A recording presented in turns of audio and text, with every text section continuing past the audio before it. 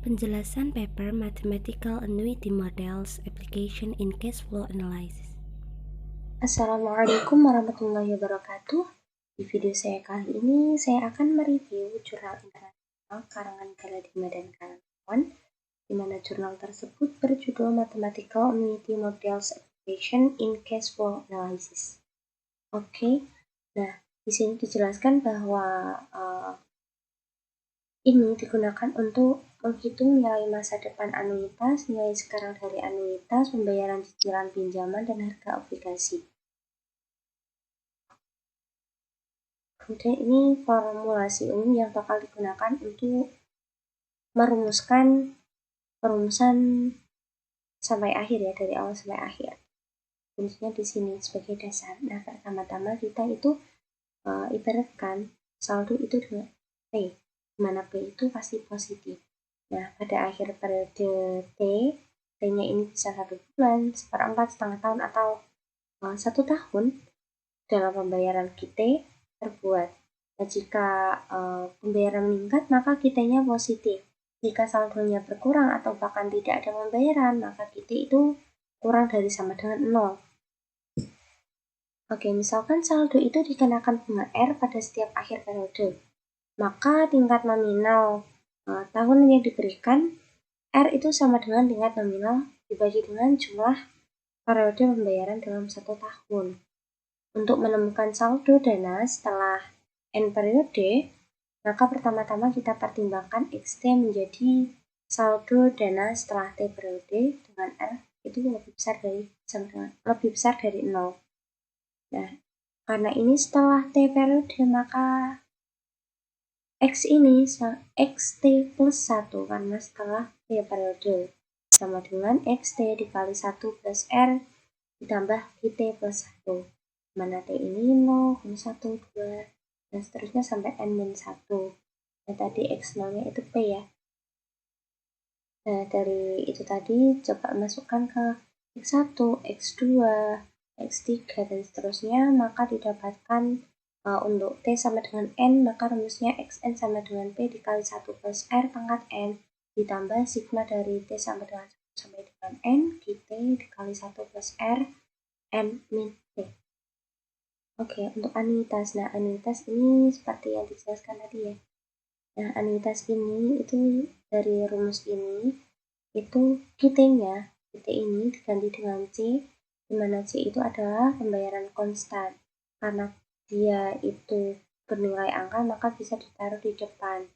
Kemudian dihitung, didapatkan Xn sama dengan P plus P kali 1 plus R pangkat N ditambah C sigma T sama dengan 1 sampai dengan N dikali 1 plus R pangkat N min 1. Nah, Xn ini diganti dengan S, sehingga jadi S sama dengan. Kemudian anuitas biasa. Nah, anuitas biasa itu diambil dari sini tadi.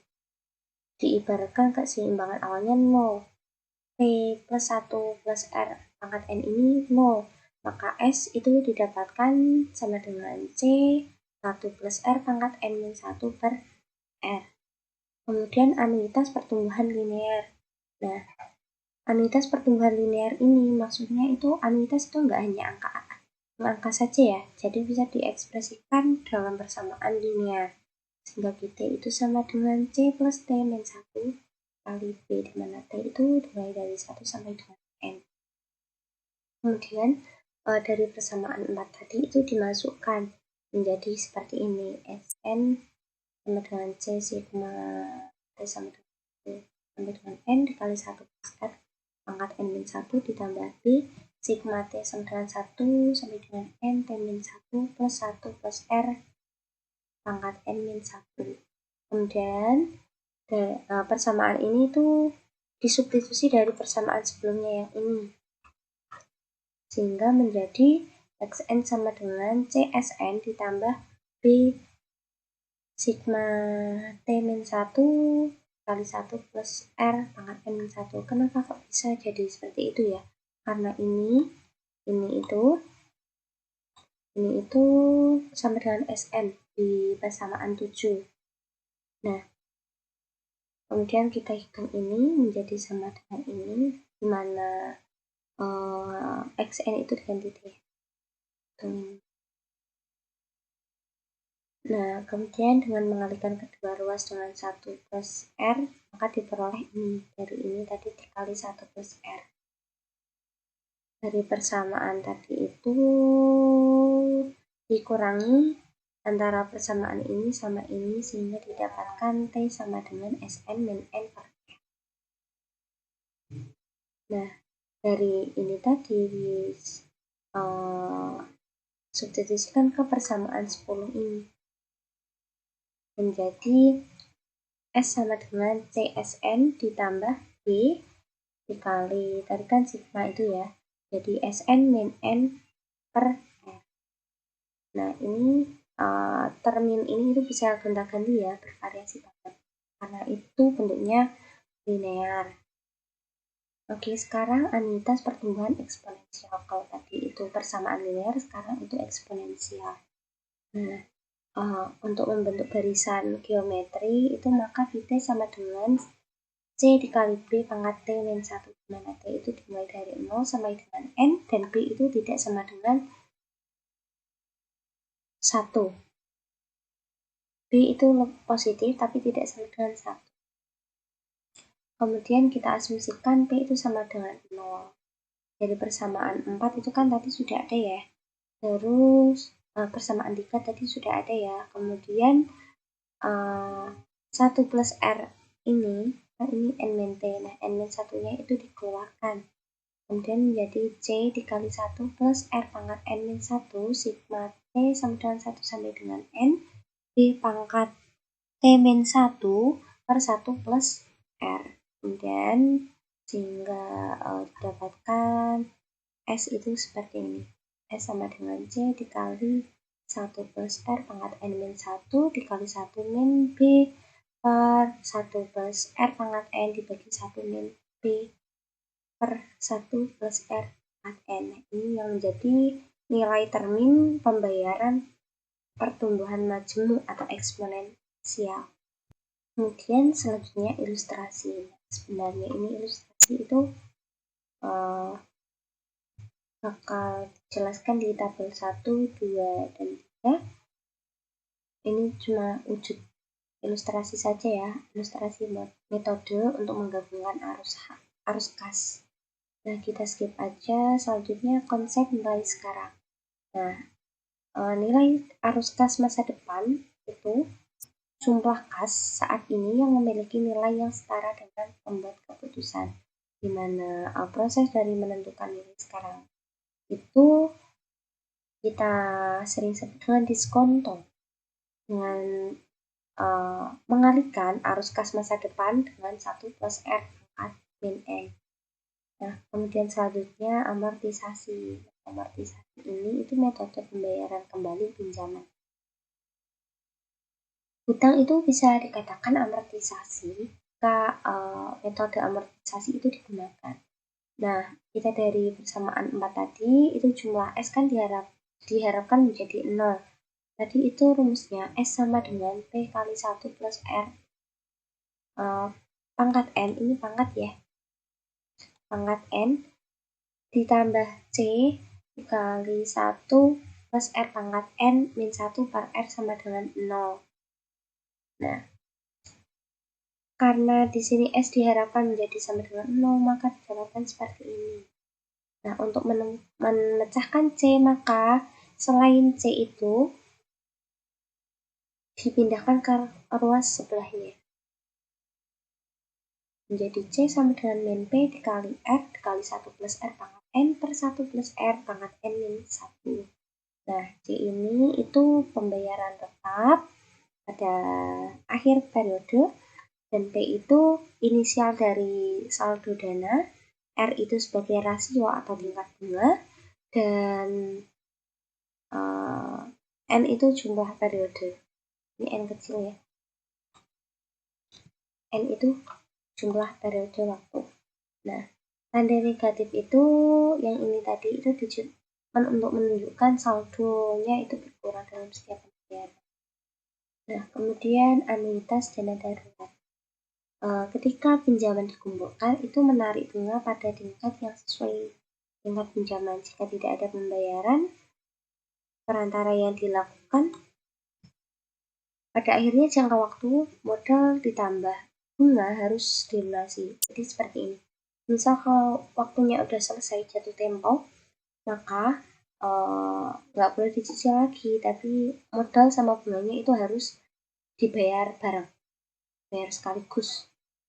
Nah, pada pembayaran seragam periode C yang diperlukan untuk diakumulasikan ke jumlah yang diperlukan untuk membayar pinjaman pada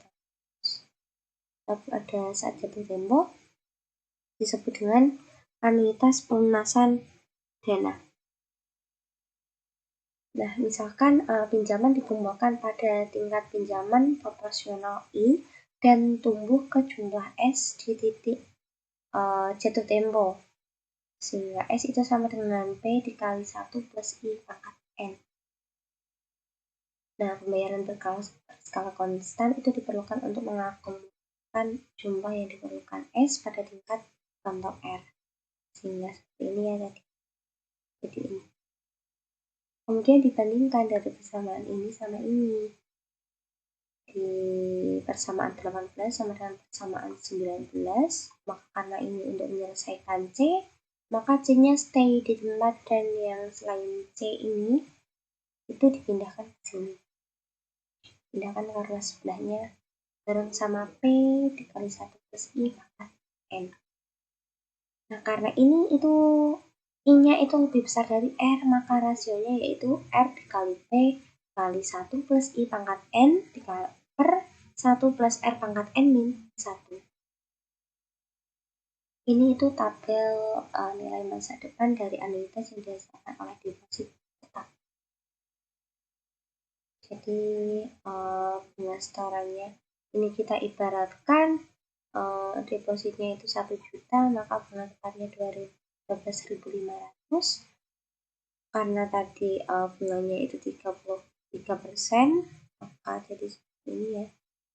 Awalnya itu 0, jadi 31,25, terus ditambah 31,25 lagi menjadi 62,50, dan seterusnya ditambah 31. Nah, bunga triwulannya seperti ini, jumlah dananya seperti ini.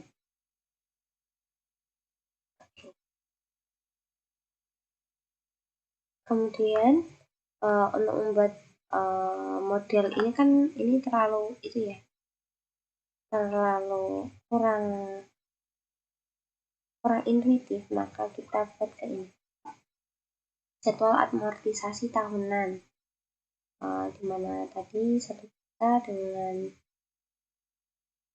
20% per tahun amortisasinya. Nah, hutangnya ini 1 juta, terus pembayarannya ini dibuat per pembayaran itu 334.379,71. Seperti ini ya, akumulasi. Kemudian jadwal anuitas dana darurat seperti ini. Utang terutangnya itu 1 juta, terus bunganya 20%.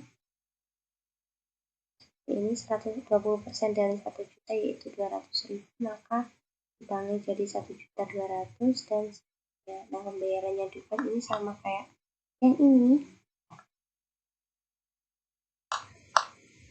ya, sama kayak yang ini, maka ini sama ya, pembayarannya dibuat itu sama ya. Pembayaran itu 334.309,71, karena tadi bunganya 15%, maka jadi seperti ini. Nah, ini pokok yang dilunasi. Jadi tabel 1, 2, 3, 4 itu sebagai ilustrasi tentang aplikasi dari model anuitas dalam analisis arus kas. Oke, sekian review materi, review jurnal karangan Galadima dan kawan-kawan. Apabila ada salah kata maupun penjelasan atau pemahaman saya, mohon maaf sebesar-besarnya, bisa ditinggalkan di kolom ya misal ada kesalahan. Terima kasih. Saya akhiri. Wassalamualaikum warahmatullahi wabarakatuh.